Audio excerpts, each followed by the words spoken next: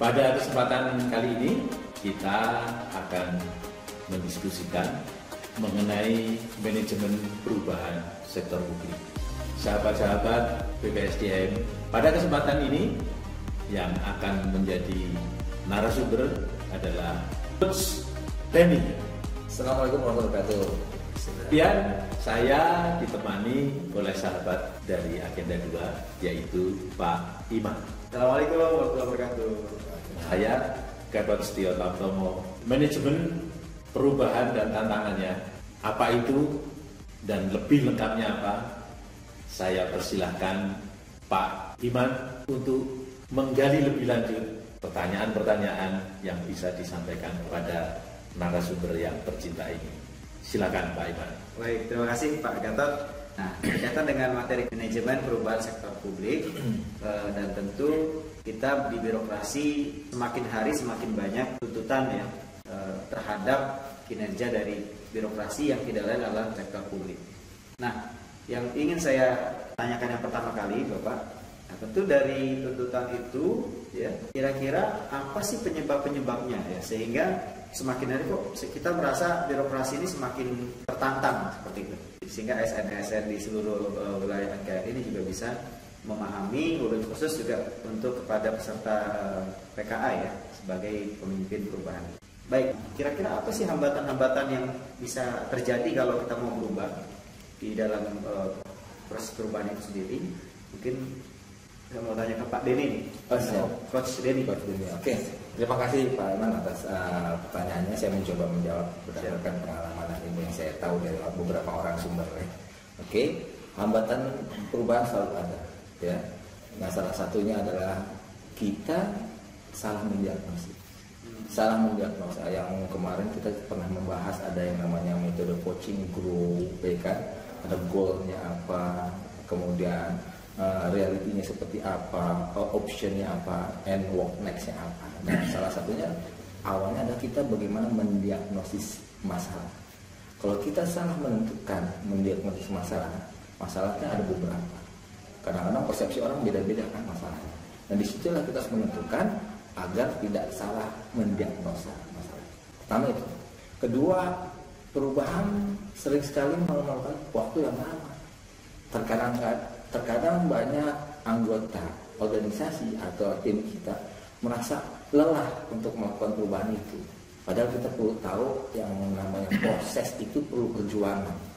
Jadi memang kita jangan sampai berhenti untuk terus niat untuk melakukan perubahan.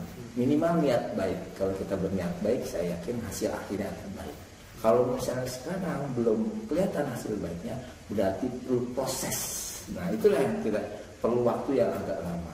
Karena ada istilahnya kita sering dengar easy come, easy go. Segala sesuatu yang mendapat kita mudah, biasanya hilangnya juga mudah. Nah, itu untuk perubahan supaya itu terus dilakukan ya harus bertahan walaupun agak lama. Dan kemudian ada juga kadang-kadang ada para pemimpin dan agen perubahan merasa lelah yang tadi saya bilang, tidak bersemangat lagi untuk mempengaruhi orang satu sama lain. Jadi satu sama lain di satu organisasi harus menciptakan budaya mentransfer knowledge semangat satu sama lain. Kadang-kadang kita semangat, kadang-kadang naik turun semangat kita. Nah, kita harus saling mengafirmasi satu sama lain, memberikan inspirasi satu sama lain, memberikan motivasi. Walaupun kadang-kadang mungkin Mas Iman pernah memberikan motivasi kepada teman kita yang kurang semangat, tapi ada saat tertentu Mas Iman juga kurang semangat. Nah, karena kita tim itu ya harus saling menyebarkan, membudayakan semangat itu supaya terus ada perubahan dan hambatan itu bisa kita kurangi lah, kita eliminir. Kemudian ada para pemimpin dan agen perubahan berganti kadang-kadang. Kan ada yang namanya mutasi, ada yang namanya promosi. Nah, yang kita sayangkan pada saat pergantian itu masih ada beberapa pimpinan yang lama tidak menciptakan komunikasi yang baik sehingga ada berkelanjutan. Ada istilah going concern, ya, berkelanjutan. Nah, itulah mudah-mudahan pemimpin lama dan pemimpin baru saling terus komunikasi, bersosialisasi, kolaborasi sehingga tujuan akhirnya tetap sesuai dengan awal yang kita targetkan. Dan masih ada juga beberapa anggota tim yang kadang-kadang melakukan penolakan, Pak. resistensi atau pengengganan nggak mau melakukan untuk berubah dari lingkungan internal dan eksternal, itu pasti ada. Jadi positif negatifnya di suatu organisasi ada yang resisten, ada yang semangat, ada yang resisten, ada yang semangat. Itu yang memerlukan tim itu saling mengingatkan dan saling menguatkan, sehingga hambatan-hambatan yang ada kita bisa eliminasi dan kita terus melanjutkan tujuan kita apa, goal kita apa. Itu mungkin salah satu yang perubahan. Ya, perubahan yang diharapkan itu memang tidak tiba-tiba gitu. Betul ya. sekali. Tidak tiba-tiba, dan karena tidak tiba-tiba berarti itu direncanakan gitu. Betul. Ya. Perubahan harus direncanakan, Pak. Betul. Iya, betul. Nah, sekarang kalau itu perubahan itu direncanakan, pasti ada manfaatnya dong. Betul. Nah, kira-kira apa ini manfaat? Coach Denny nih, Pak. Oke, ya. mencoba. Ya, Terima kasih. silakan. Mudah-mudahan kalau kita niat untuk memberi manfaat, saya yakin perubahan akan bermanfaat. Ya kan? Jadi proses perubahan itu dapat disusun dan dikelola dengan sistem. Jadi tidak sendiri, secara sistem, sejak diagnosa tadi yang saya sampaikan atau diidentifikasi permasalahan, perencanaan perubahannya bagaimana, pelaksanaan hingga evaluasinya. Nah, itu manfaatnya. Kemudian dapat memberikan kejelasan tentang 5W 1H yang sering kita dengar ya. What-nya, apanya, kan? Why-nya, kenapa kita melakukan perubahan, kemudian di mana, where, di mana perubahan itu kita akan lakukan, kapan perubahannya, when-nya, dan oleh siapa atau untuk siapa, who atau whom, itu harus jelas. Sehingga, dan kita juga harus memikirkan how-nya, bagaimana. Tapi kadang-kadang ada how tambahannya, ada how much, how many. Ya, kadang-kadang kita perlu anggaran itu. Iya. Ya, memang kadang-kadang bilang, wah tidak perlu ada anggaran juga nggak apa-apa. Tapi ternyata walaupun sedikit, tapi minimal ada pemicunya, sehingga lebih semangat gitu. Kemudian manfaat yang lainnya adalah mengurangi risiko resistensi, ya, atau penolakan atau kegagalan. Ya, ada kita sering dengar high risk, high return, ya kan? Dan artinya kita harus menyampaikan satu sama lain di antara anggota tim bahwa risiko besar suatu saat return juga akan besar. Jadi kalau kita mendapat sesuatu yang besar, kita pengorbanannya besar, gitu kan? Dan ada juga untuk membantu menyelaraskan sumber daya yang ada dalam organisasi. Ternyata sumber daya itu tidak hanya sumber daya manusia, tidak hanya sumber daya keuangan atau anggaran, tapi ada beberapa, ada 5M katanya.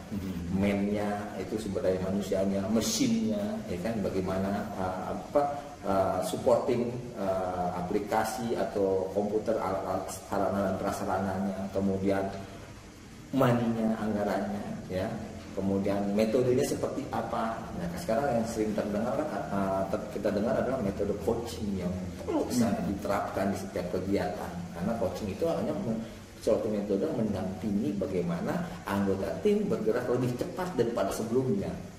Dan ada materialnya, tools-toolsnya yang bisa kita gunakan sebagai nantinya akan menciptakan produksi lebih baik, kinerja lebih baik daripada sebelumnya. Itu manfaatnya.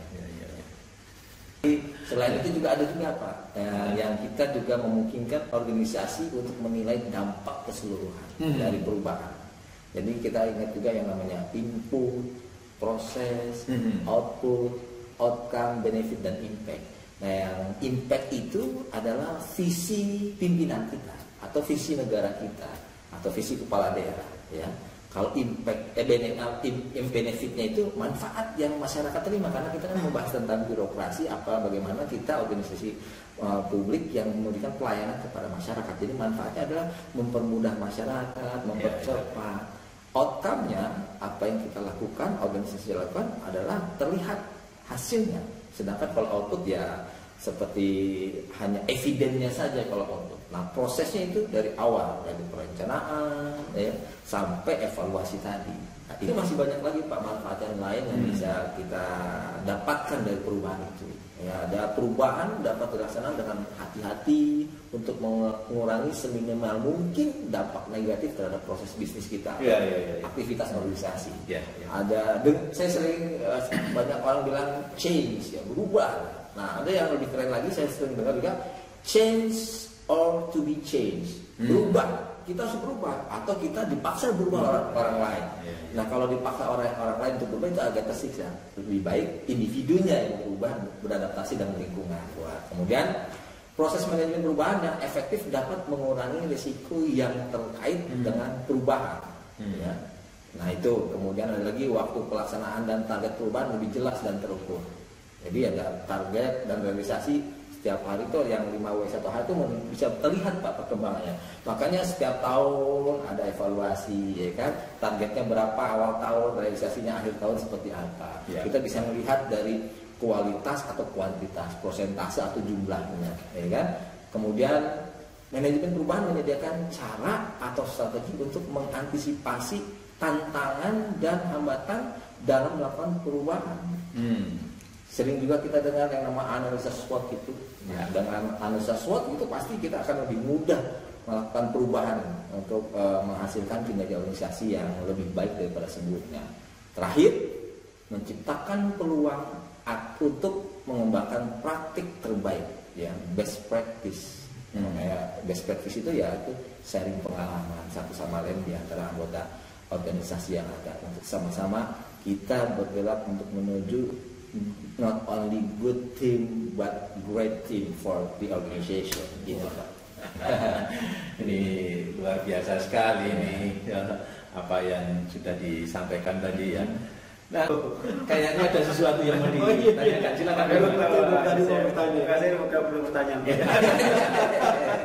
Tadi saya juga mendengar coach ya, ada kata inovasi. Nah ini menarik bagi saya karena inovasi ini kan dalam perkembangan teknologi informasi juga sangat melekat ya. Yang untuk membuat organisasi jauh lebih produktif mungkin ya, jauh lebih siap berdaya saing begitu ya. Nah, ini sebagai outputnya adalah hasil dari perubahan itu sendiri. Nah, tentu ada juga strategi ya Pak yang membutuhkan effort yang berbeda-beda gitu kan, butuh usaha yang berbeda-beda.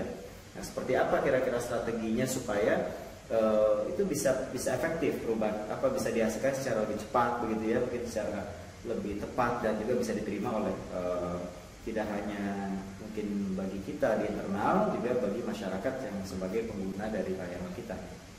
Iya. Gimana Pak? Biasanya coach ini memang segala sesuatu memang perlu strategi. Kalau strategi ya? Nanti hasilnya tidak akan maksimal. Jadi ya bagaimana inovasi yang tipe 3 tipe tadi, incremental, semi radikal dan radikal itu perlu dilakukan dengan strategi yang harus secara tim kita lakukan. Pertama, kita melakukan strategi itu dengan cara unfreezing. Unfreezing itu tidak membuka tuh cair, perlahan-lahan, ya kan? Yaitu upaya-upaya untuk mengatasi tekanan-tekanan dari kelompok penentang, ya kan?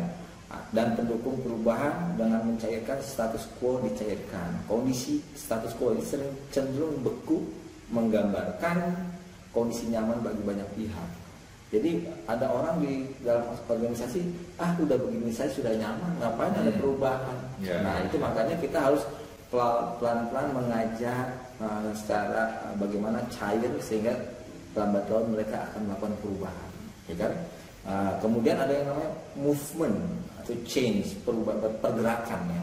Langkah kedua melakukan perubahan secara bertahap, step by step yang tadi incremental, perlahan-lahan. Makanya tahapan-tahapan harus ditulis sehingga apa kita kumpulkan, dianalisa, didiagnosis masalahnya, bagaimana tahapan-tahapannya.